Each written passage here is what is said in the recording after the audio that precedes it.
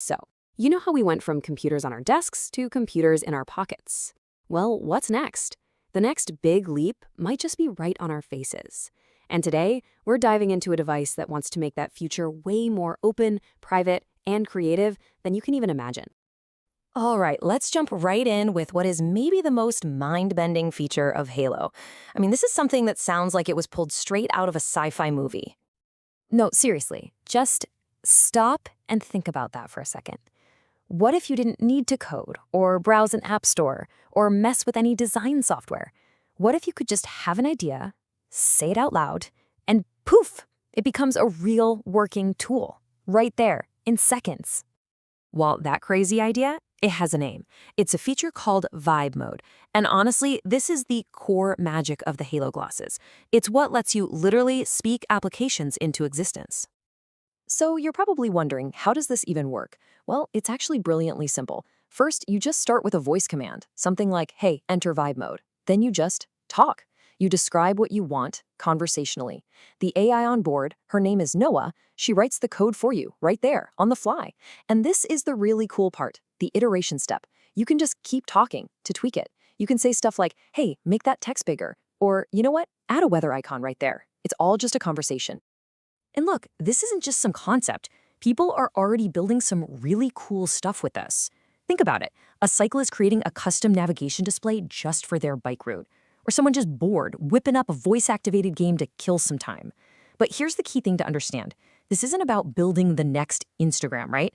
It's a totally new way of thinking about apps. We're talking hyper-personalized, even disposable apps.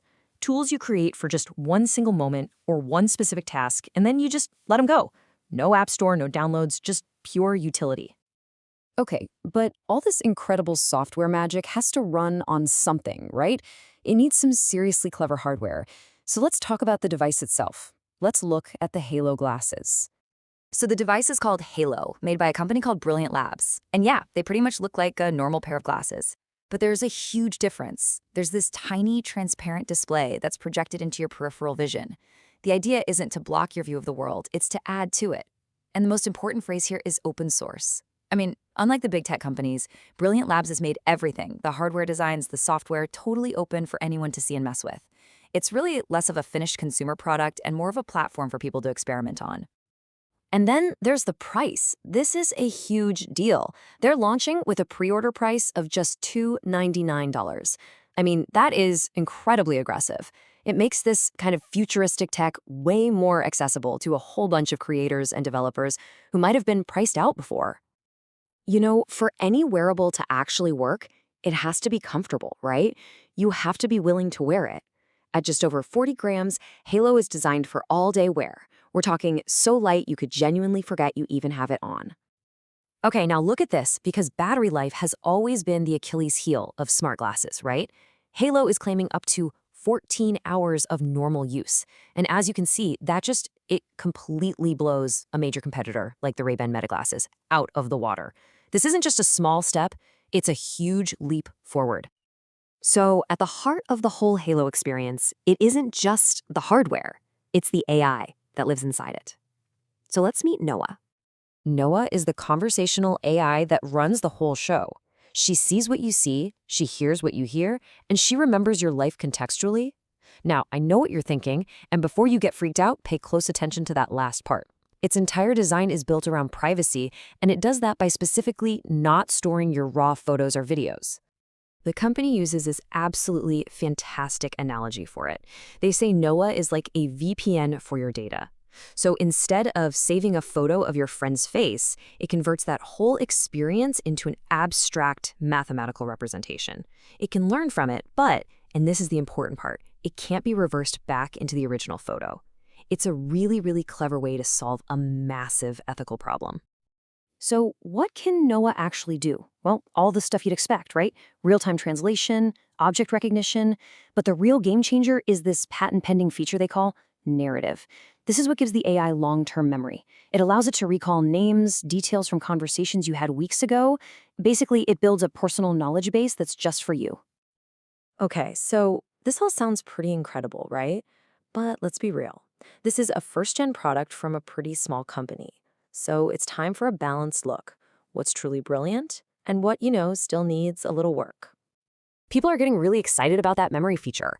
I saw this user on X, for example, who said, for anyone who's forgetful, like me, who struggles to remember names or details from a meeting last month, having an AI that can privately jog your memory, that's a total game changer. But on the flip side, you gotta manage expectations here.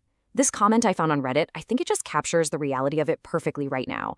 They say, it's more prototype than product for non-devs. And they're right. Right now, Halo is a phenomenal tool for developers and tinkerers, but it just doesn't have that out-of-the-box polish that a casual user might be looking for. So let's break it down. On the pro side, you've got that incredible ultralight design and that crazy 14-hour battery. It's fully open source, you can hack it, you've got that privacy-first AI with a long-term memory, and of course, the magic of vibe mode. But the cons are real too. That peripheral display, some people say, can cause a bit of eye strain. The app ecosystem basically doesn't exist yet. It relies entirely on the community to build it.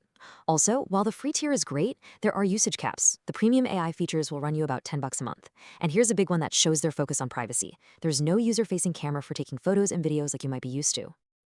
So, what's the big picture here? What does all of this mean for the future of wearable tech? I mean, why should we care about this kind of niche, developer-focused device? Because what we're really seeing here are two fundamentally different visions for where our technology is headed. On one side, you've got big tech. They're building these polished, beautiful, but completely closed ecosystems, walled gardens that are often built around collecting your data. And then on the other side, you have Halo's vision, an open, hackable, privacy-first platform that's all about experimentation and giving control back to the user. So when you look at it that way, Halo might be more than just another cool gadget. It's a potential blueprint. It's a proof of concept that shows, hey, it is possible to build these deeply personal, powerful AI tools that actually respect our privacy and empower our creativity, instead of just locking us into yet another ecosystem. And that really leaves us with the big question, doesn't it? As devices like Halo get more and more common, what path are we going to choose? Are we building the ultimate tool to augment human creativity? Or are we building the ultimate distraction? The answer is probably a little bit of both, and it's a future that's being written as we speak.